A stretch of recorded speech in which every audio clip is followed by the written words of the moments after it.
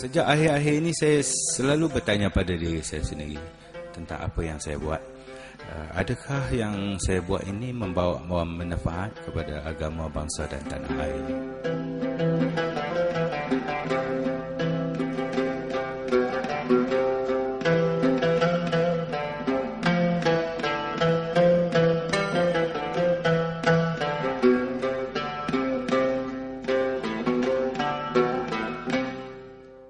Negaraku sebenarnya itu adalah satu imbauan masa silam, masa saya remaja dulu, masa saya zaman kanak-kanak yang berlaku sekitar awal 70-an dan penghujung 60-an.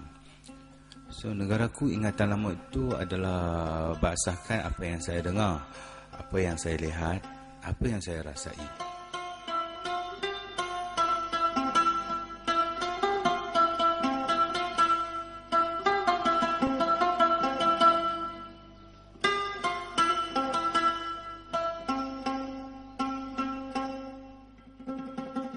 Saya masih ingat suatu masa dulu, bunga raya adalah bunga yang menghiasi laman-laman rumah orang di Malaysia. Dan bunga raya juga kita nampak di beberapa kedai, seperti kedai gunting rambut kepunyaan kaum India, di papan tanda sebuah hotel kepunyaan bangsa Cina. So, jadi semua begitu bangga meletakkan bunga raya sebagai simbol, meletakkan bunga raya sebagai lambang sayang mereka kepada negara Malaysia. Dan saya melihat keindahan perpaduan tadi hanya dengan sekuntum bunga raya yang dipaparkan di khalayak, yang dipaparkan oleh rakyat Malaysia yang sangat sayangkan negaranya pada waktu itu.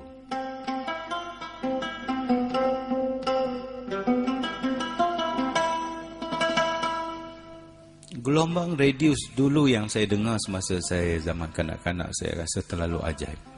Walaupun gelombangnya sederhana besar ruang lingkup, tapi maklumat yang dicapai oleh telinga seorang kanak-kanak, saya melalui pendengaran saya masa itu, mendapat input yang sangat berguna. So gelombang radio dulu sebegitu dahsyat. Gelombang radio itu mendidik masyarakat mengenai tentang macam mana nak menggunakan baja. So, gelombang radio dulu bertanggungjawab memberi sokongan moral kepada prajurit.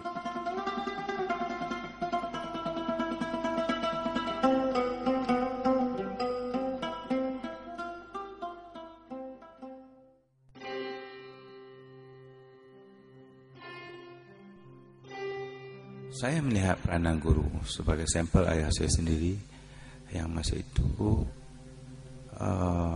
terlibat dalam gerakan belia di kampung dan terlibat dalam pelbagai usaha pembaharuan membuka minda masyarakat pada masa itu di kalangan belia-belia kampung.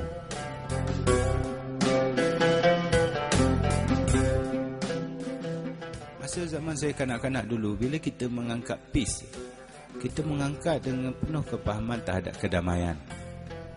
Mungkin semasa itu kanak-kanak tak melihat lagi lori FRU yang berwarna merah yang menghantui.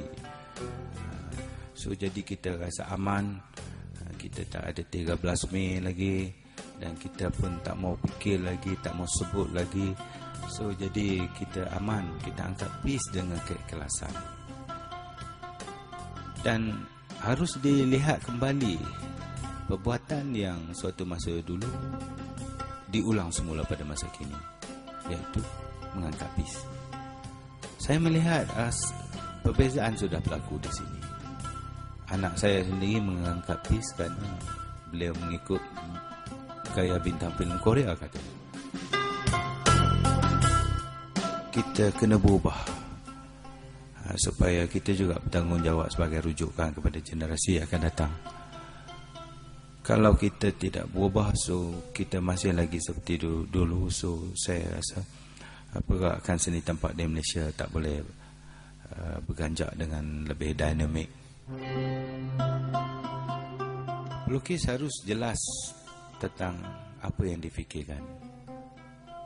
Dan seni halus itu adalah melibatkan pemikiran. Bentuk dan pemikiran itu akan bergerak serentak. Tinggi martabat seni halus itu bukan hanya sekadar keindahan atau kehebatan pada bentuk, tetapi kehebatan pada isinya. Kalau boleh, biarlah diimbangkan antara alam bawah sadar itu dengan realiti, dan juga diimbangkan antara aspek teknikal dengan konvensional. So begitu juga satu aspek lagi yang saya rasa sangat penting, yang selalu disebut sejak dulu lagi, ialah mengimbangi antara bentuk dan isi. Saya yakin dari masa ke semasa masyarakat akan menjadi semakin cerdik. Mereka bukan hanya melihat hasil seni itu berdasarkan keindahan luaran, tapi mereka mahu melihat sekaligus dengan isi di dalamnya. So, jadi ini adalah satu cabaran yang sangat berat yang harus dipikul oleh semua orang yang ingin namanya disebut sebagai seorang pelukis. Kerana dengan cara ini sajalah yang kita anggap boleh menaikkan martabat kita dan meletakkan kualiti seni kita di peringkat yang lebih tinggi.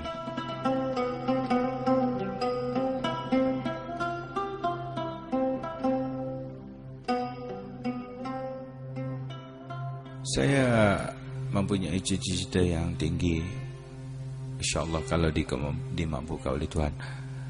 Saya ingin bangunkan satu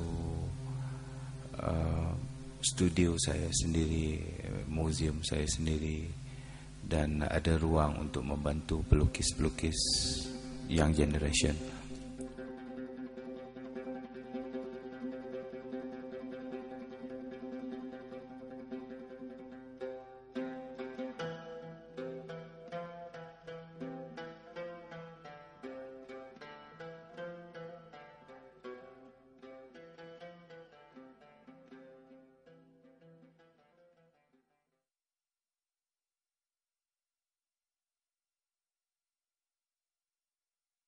Saya sangat berterima kasih kepada Balai Seni Lukis yang telah memberi peluang. Jadi saya dengan sedaya upaya telah memikul tanggungjawab itu.